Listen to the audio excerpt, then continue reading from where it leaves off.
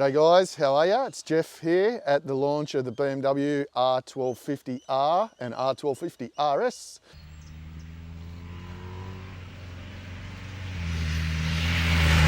So I've just spent probably about an hour on the RS so far today.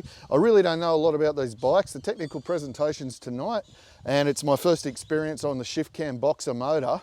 So I thought I'd just tell you quickly what my initial impressions are of the bike, like from a blank canvas. And the first thing is I cannot believe how good that engine is. It's just like a whole new level of boxer motor, which you would have heard Heath Griffin say at the GS launch report earlier on BikeReview.com.au earlier in the year. But yeah, it just pulls from nowhere, and even like between 3,000 and 4,000 RPM, it's just so responsive and torquey. And then it just revs from there, like 5,000 to 7,000 RPM is awesome. And it's just seamless all the way through. Really, really impressed with that. Pulls tall gears, low gears. I've got it on road setting. The TFT dash is awesome, just like it was on the S1000RR in Portugal when I rode it over there. With the BMW wheel, which is unreal. All the switches are really, really familiar and easy to use. It's got the quick shifter, which is excellent. It's comfortable. My legs are a little bit flexed, like between the foot peg and seats, tighter than I thought it might be. I'll have to ride the R and see if it's any different, but you know, the RS at the moment, it's really impressive. The roads we've been on have been a mixture of twisties and with a few bumps and some smooth. We even did a bit of dirt. So far for a bike for Australian roads, you know, I'd rather be on this today than a sports bike for sure. It's unreal so far. I've got a lot more to learn about the bike because we've got about another 300 Ks to do today. So I'll touch base with you and let you know what I think of it then.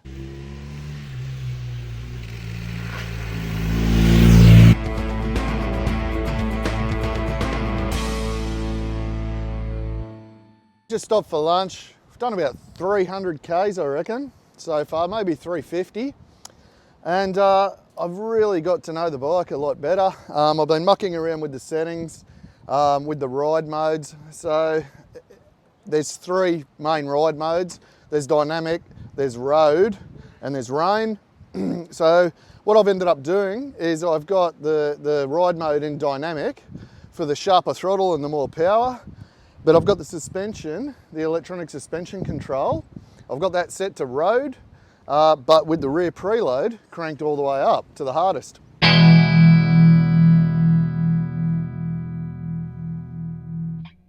And what that's ended up giving me is a really good overall setup over the range of roads we've been on today. We've been on fast flowing roads, lots of smooth stuff, high speed, and we've also been on tight first, second gear, gnarly twisties as well. So I've been able to find that suspension setup over that range. Been really, really happy with the front end all day. Everywhere we've been, it's felt solid, it's felt planted, plenty of feel, plenty of feedback coming back through the handlebars. The rear end hasn't been quite as well controlled. Like I said, I've got the preload cranked up now, but there's a lot of unsprung weight there with the drive system. So I guess once it really starts oscillating like that, it takes a while to control that. So, and it is a big chunk of metal we're trying to throw around here. In saying that, it's amazing the places we've been on this bike today and how hard I've been able to ride it. I wouldn't have been able to go that quick on an S1000RR, for example. That's just too stiff, that bike, chassis-wise.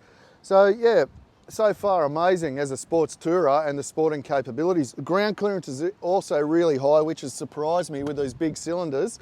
I've touched the foot pegs down a few times, but since I jacked up that rear preload, I haven't touched the foot pegs down at all, just the tips of my toes on some of the really banked, smoother corners.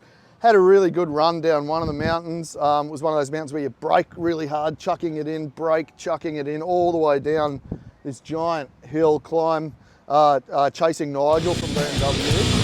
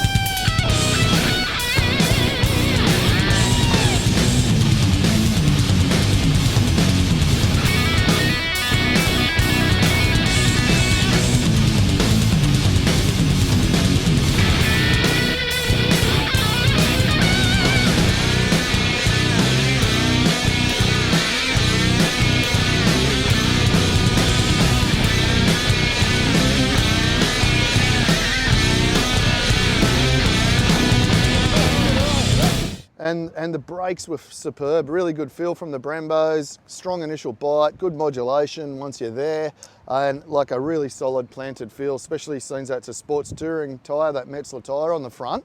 I'm really amazed at how good that front end is.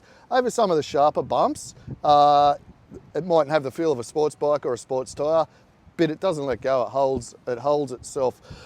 Felt the traction control working a bit today because there's been a fair bit of, hard on the gas out of some of the faster corners. It just dulls things a bit and it just hooks up and drives. Riding the bike, I've been really happy. The only thing so far today, it's quite a hot day, so I've been getting a lot of heat on my legs from these 2 cylinders here. Really kind of been cooking me. It wasn't bothering me that much, but the last half an hour it really started to. I'm wearing jeans and I was wearing a fully ventilated Macna jacket. So what I've done, I've taken the big tank bag off now. So for the rest of the afternoon, you'll see how good it is there with the airflow. I tried the screen on the highway. I tried it up, because it goes up and down, and I tried it down and I get the same wind buffeting both ways. I'm getting a lot of helmet noise and a lot of wind buffeting there. I haven't been able to get myself in a position. So if I had one of these, I'd probably want a slightly taller screen that I could pop up, or lower that one and not have it up at all. It'd be one of the two. Everything else is fine on the bike, the mirrors and all that kind of stuff, all really good. One thing I have noticed is the clutch is a bit juddery, so it goes boom, boom, boom when you sort of take off, especially with that big boxer engine.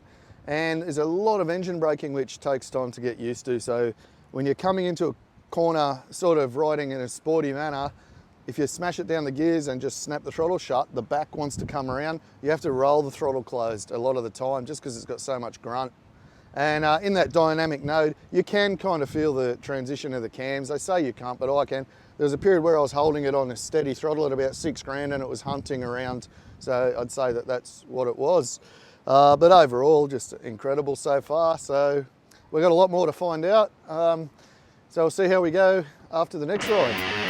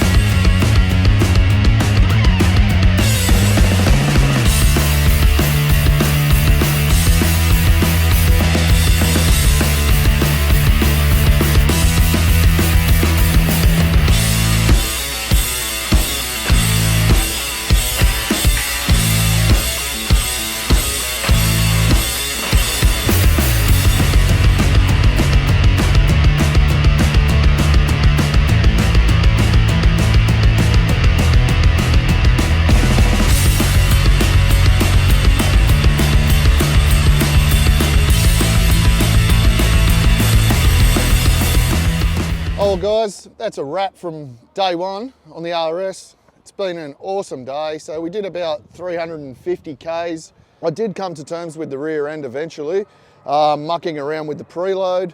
As I said, I ended up with it in road setting for the ESC, but I upped the rear preload to maximum and left the front standard at the factory settings. And then I had the engine mode in dynamic, just to give it that throttle pickup. And I've just really settled into that and really enjoyed it. I could feel the shift cam working. There's no specific area where it does change across to the other cam, but when you're holding a constant throttle, like through a long, fast corner at lean, it does start to hunt. So it's not a completely seamless system, especially with the 2 big pistons going. I guess you can feel it a little bit more. But you wouldn't want it any other way. And with the extra capacity and punch, this bike's really got some stick. Got that same bottom end and beautiful torque as the old Boxer, but now it revs and revs and revs as well. Like ergonomically, it's a really comfortable motorbike. You know, the bars are fairly high, they're angled. There's not a huge difference between this and the naked version in terms of bar width. Brakes are fantastic. I had no issues with the brakes on this. Super powerful. It stops unbelievably, and you know, this is a big chunk of metal here.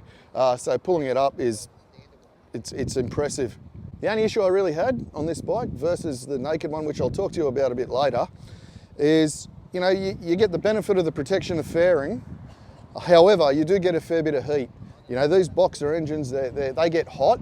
You've got two very hot cylinders, which I did mention before, and that continued through the ride. I was hot most of the time. So tomorrow I'll be jumping on the R version, which is the naked one.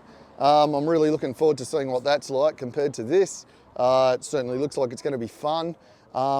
But don't forget to check out the full review, the full written review with all the tech details on BikeReview.com.au. Don't forget to subscribe if you haven't, and I hope you have a really good day. I'll talk to you later about the R1250R. See ya.